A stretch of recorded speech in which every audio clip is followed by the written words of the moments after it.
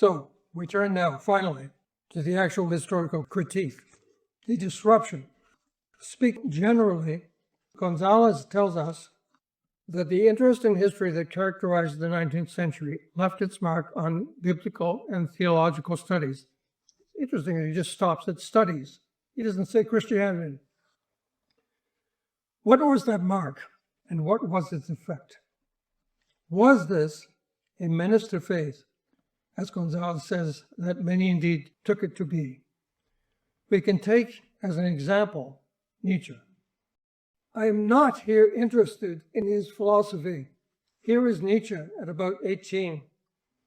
About a decade after this photo, Nietzsche would publish a rather vehement critique of Strauss's last book, Artist's Life of Jesus. I'm going to ignore that critique, which is mostly not about Strauss anyway. And when Strauss died soon after it was published, Nietzsche was sorry that he had been so harsh. Go back to the period of this photo. Nietzsche will serve here as just an intelligent German, an intelligent Christian, who was a youth at the time we were in. Nietzsche's father was a pastor. Nietzsche began his studies in theology, but he soon gave that up, recommending history and science as the only firm foundations on which to build. By 1861, the year he turned 17, that says his biographer, this is Hollingdale writing about Nietzsche, he was coming to see that there was no justification for reading the Bible in a slovenly and ignorant way, while bringing all the resources of scholarship and historical criticism to bear upon the texts handed down from Greece and Rome. Unquote.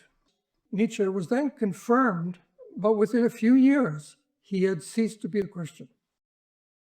By then, Strauss's Life of Jesus was 20 years old. One scholar says that Nietzsche himself had been profoundly affected by the liberal humanism of Strauss's work, which he first read while he was a high school student.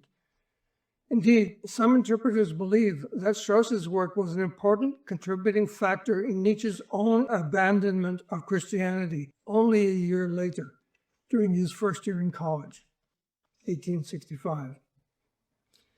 In this era, we know that many people did the same.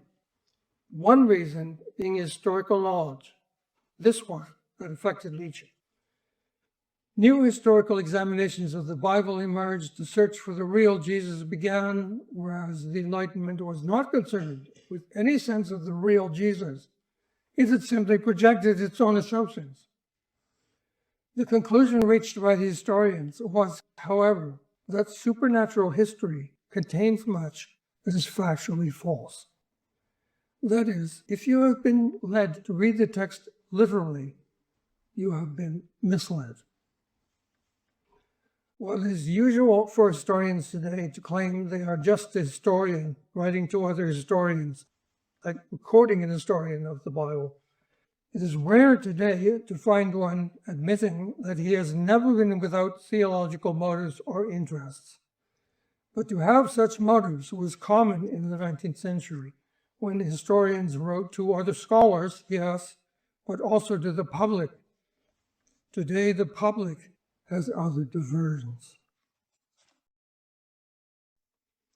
David Friedrich Strauss is called by his recent biographer nothing less than the father of modern unbelief in Germany, and the leader of that parade of 19th century German intellectuals, Feuerbach, Marx, Schopenhauer, and others, who attacked the authority of Orthodox Christianity.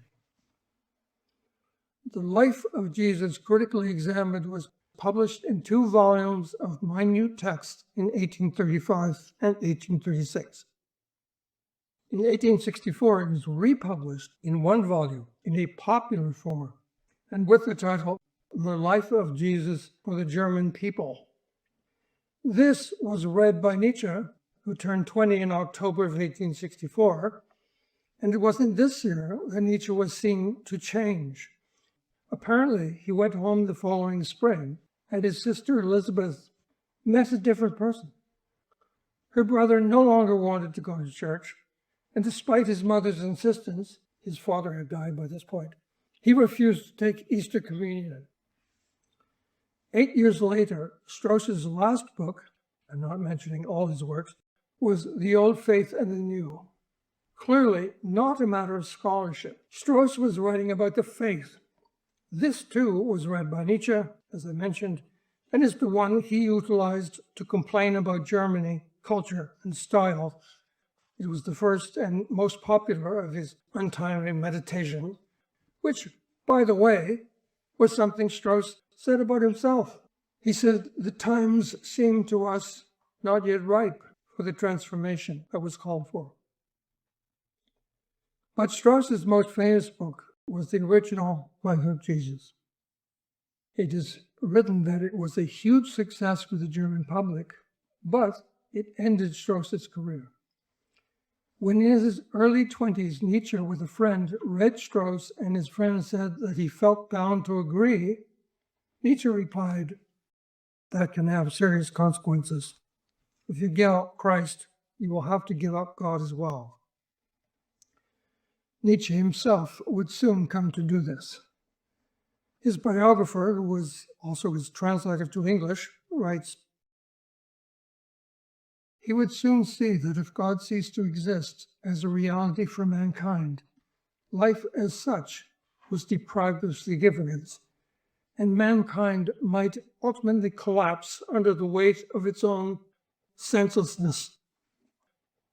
We'll come back to this at the end, but let's just look briefly at Strauss. What was the thing that influenced Nietzsche and so many others to give up Christianity? Strauss was born in 1808, as I mentioned. He was ordained a Lutheran pastor around 1830 in his 20s and published The Life of Jesus when he was only 27. On account of it, he was fired from his teaching post at the theological seminary at Tübingen. A reviewer on the internet, for what this is worth, writes, "As the title suggests, this is a critical work and would not suit traditional thinkers who would be wise never to open it. For those who want to read about someone who tried to find the truth in the pages of the Gospels, truth as a scientist might seek, this book offers much to ponder." Strauss does not question whether Jesus existed. He looks in the introduction at the history of the ways in which the events recounted in the Gospels have been understood. He looks at both the supernaturalists and the naturalists, each of whom had their own way, as you saw, of making the extraordinary events acceptable. The rationalists explain them away, but the traditional or supernaturalist position, the one held by the man who would fire Strauss, was as follows. Because the gospel narratives affirm the incarnation of none less than the Son of God, how could the events be inexplicable? Skepticism about the miraculous and supernatural events noted in the Gospels is not only inappropriate, but intellectually arrogant, approximating to blasphemy. But according to Strauss, these two positions both required rethinking. Strauss says that there is no need to read the New Testament in the first place as reporting supernatural events. We should recognize that it is an historical text of the first century. That means that, first, it is not like what we are used to reading. It is not a report of observed reality. It uses parabolic language to speak of something else. In a parable, something is narrated, and through this, something is conveyed that we cannot just state directly. These texts use the observable world to talk about what is not visible. And second, early believers may have included many people who took these claims literally. But to the extent that the text represents beliefs that ancient people held, these are beliefs that we do not need to share. That this text does not obligate us to believe differently than we do. We can be ourselves. There's no need for us to conform to these ancient people. The issue of importance is what is being said through this language, which Strauss termed mythic. The language of the Gospels, which we just assume is factual, is not. As he himself explained, he was not the first modern scholar to talk about myth, but no one had applied his assessment systematically to the entire Gospel narrative.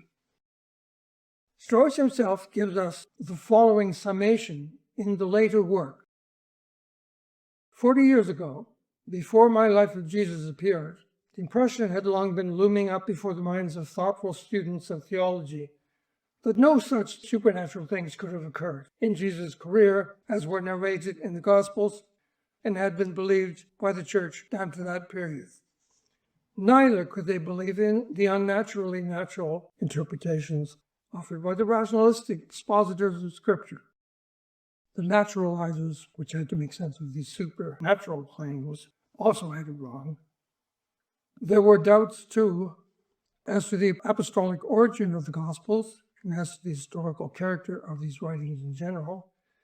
And yet, when I brought these fragments of thought together and showed that the evangelic narratives are neither apostolical nor historical, he means that they did not come from the time of Jesus or from the age of the apostles who knew Jesus, but were later.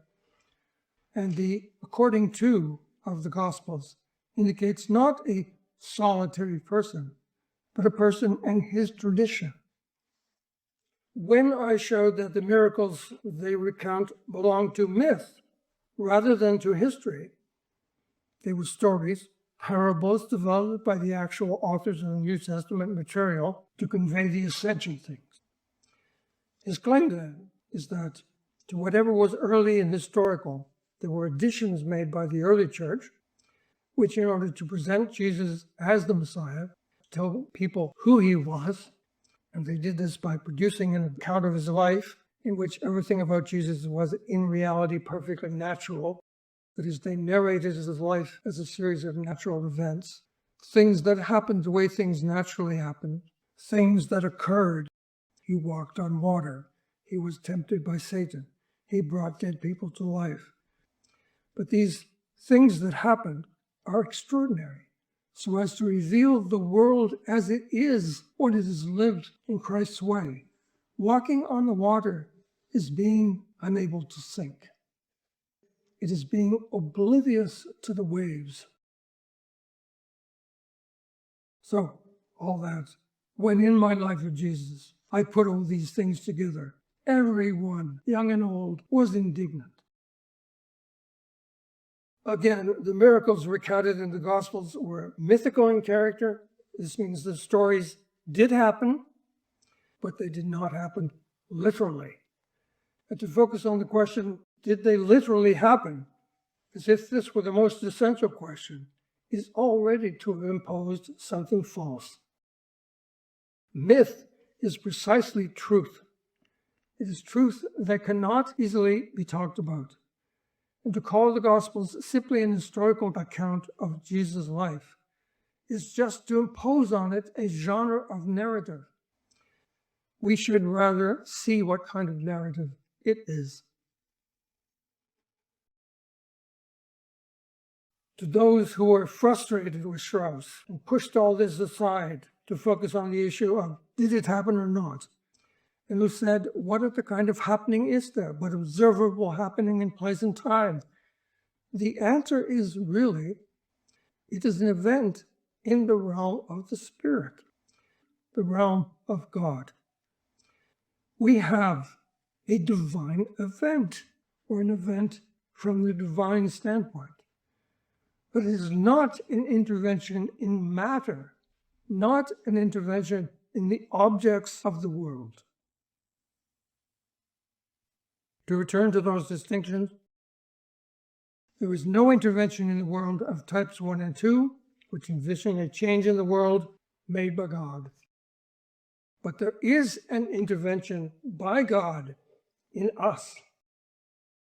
This is a change in the world, in us. My distinctions are not from Strauss, but just the useful way of putting things. They seem quite compatible with his views. So Strauss rejected both of the approaches that were then current. The standard or traditional one, that Jesus was a miracle worker, and rationalism, that Jesus was no miracle worker. Both of these were unhistorical, did not read the text historically, that is one thing, but also by reading in that way and then formulating the picture of Christ that fit that way of reading, both delivered a distinct Christology, his word, a view of who Christ is. He went into this in the last section of his book, which I'll just briefly summarize. In what he called the Christology of the Orthodox system, Christ is literally a divine being who, for a time, leaves heaven for earth and brings with him his divine powers. It is as if the key thing for us were to see who he is, and this would then give us a reason to follow him. And in what he called the Christology of rationalism, everything supernatural is just stripped away. Jesus is just a man. That too is incorrect. Both views, says Strauss, are misled. In the text that we are given, we are shown a man who is God, but in a way that is hard to explain. Hard because we're talking about God. Christ is a man who lives entirely under God from, as it were, the moment of his birth. Now, of course, this leads to questions, such as, then what was the Word, capital W, before Jesus was born? But there may be an answer to this. Rowan Williams answers exactly this question in an interesting way, which is that we are not able to know. We may believe in the Word and not know what the Word was before Jesus was born. We are finite creatures. What is clear to us is what Jesus does.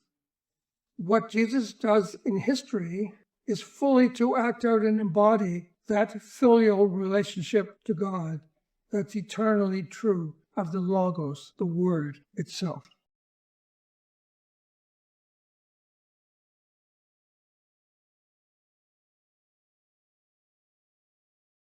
As I've mentioned, when this book was published, Strauss, still young, lost his post.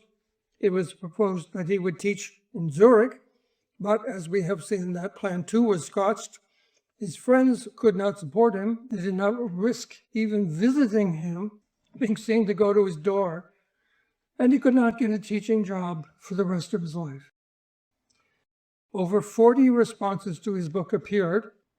It was notorious throughout Europe. And in the 1840s, translations of the Leben Jesu into English brought a flurry of pamphlets, reviews, and replies. Strauss denied the divinity of Christ, rejected miracle, and found little in the gospel accounts that was historically reliable. Although a cheap and poorly done English version of the Leben Jesu circulated early in the 1840s, the full translation did not appear until 1846, when it was finished by Marion Evans, the novelist George Eliot. Those who did understand were agreed on one thing. Strauss's program stood in direct antagonism to that supernaturalist orthodoxy which was dominant in England. Even the free-thinking Miss Evans confessed that Strauss depressed her. There was, of course, nothing about Darwin in what Strauss wrote in the 1830s, but Strauss's conception of the Gospels, in which the language of miracles was not literal, seemed to back up Darwin when this other scourge of religion came out, since the mechanism of natural selection, which Darwin offered as an explanation, seemed to leave little room for miracle or special acts of God. And in his last book, Strauss indeed declared his acceptance of Darwin.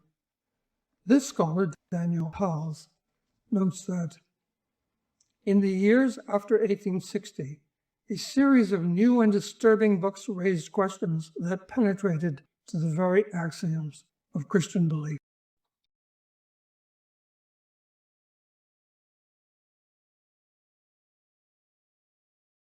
Let me just mention some of these books.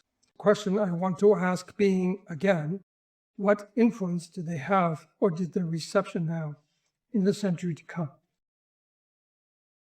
The Vie de Jésus by Ernest Renan came out in 1863 and was enormously popular. It was immediately translated to English.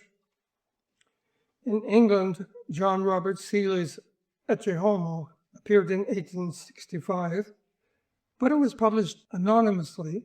You see here a later edition from after its author was identified. It is said to be one of the last major works to be published anonymously in England. It's called A Liberal Anglican Response to Strauss's Life of Jesus and Renan's Life of Jesus. It has been noted that there certainly was no debate to speak of over Strauss and Renan, only a chorus of almost uniform disapproval. Lord Shaftesbury famously called this work the most pestilential book ever vomited from the jaws of hell, which of course increased its sales. If I might pause just briefly to consider Seeley's book, people objected to its even tone. The book was called A Sheep in Wolf's Clothing. Cardinal Newman wrote that it was impossible to tell whether its author was an Orthodox believer on his road to liberalism or liberal on his road to orthodoxy. It was the same with Charles Spurgeon, who could not decide whether the author was a believer or a skeptic. We could perhaps say of Strauss's book too, what this scholar says of this book by Seeley. While conservative churchmen detected the odor of free thought and skepticism, rationalists found traces of incense and the unmistakable air of orthodoxy. Both camps were certain it was the scent of an enemy. What might be imagined is that we have in some of these books not the dissolving of Christianity, except in the eyes of some, but in fact its transformation.